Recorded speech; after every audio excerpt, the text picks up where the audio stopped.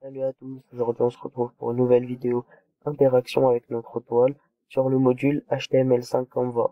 Nous nous retrouvons dans la partie 1.5 où nous allons dessiner des ombres. Pour faire ceci, actuellement nous avons notre toile et notre éditeur de texte et nous devons connaître certaines coordonnées. Dessus, nous allons ajouter 4 traits rouges où dessus nous allons mettre des ombres. Nous retrouvons tout de suite sur notre éditeur de texte. Nous voici sur l'éditeur de texte. Tout d'abord, pour l'ombre, nous devons savoir qu'il y a 4 attributs sur ce langage. Il y a l'attribut Shadow Color pour la couleur de l'ombre. On a l'attribut Shadow Offset X pour le décalage de l'ombre sur les coordonnées en X. Nous avons aussi le Shadow Offset Y pour le décalage de l'ombre en coordonnées en Y. Et Shadow Blur qui est la portée de l'ombre. Puis ensuite, après avoir vu ces attributs, j'ai pu dessiner sur notre toile 4 figures. D'abord, vous pouvez voir le code ici, pour la 1, 2, 3, 4, fait comme prévu dans le scénario. Ils sont là, les 4 traits rouges, que vous voyez ici. Et notre but, ça va être d'y ajouter de l'ombre.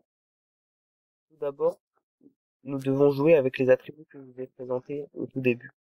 Pour le premier, par exemple, nous pouvons lui ajouter une couleur d'ombre bleue, par exemple.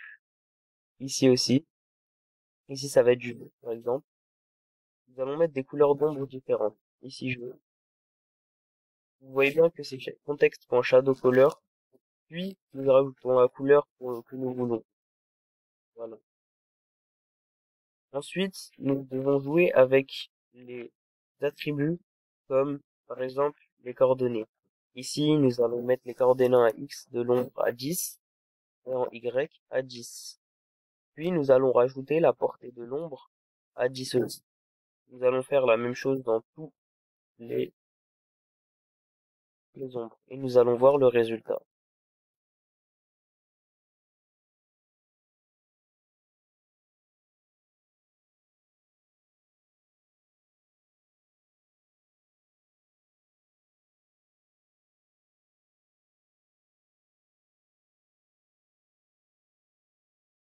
Nous pouvons voir que maintenant nos lignes ressemblent à ceci. Par exemple, pour le premier, nous avons déjà les lignes dessinées rouges, les traits. Ensuite, nous pouvons voir la couleur des ombres, les coordonnées comme nous avons ajouté en X et en Y et la portée de l'ombre. Voyons ce que ça donne. N'oubliez pas d'enregistrer avant. Et nous pouvons voir ici nos 4 traits avec les ombres que nous avons ajoutées dans notre code.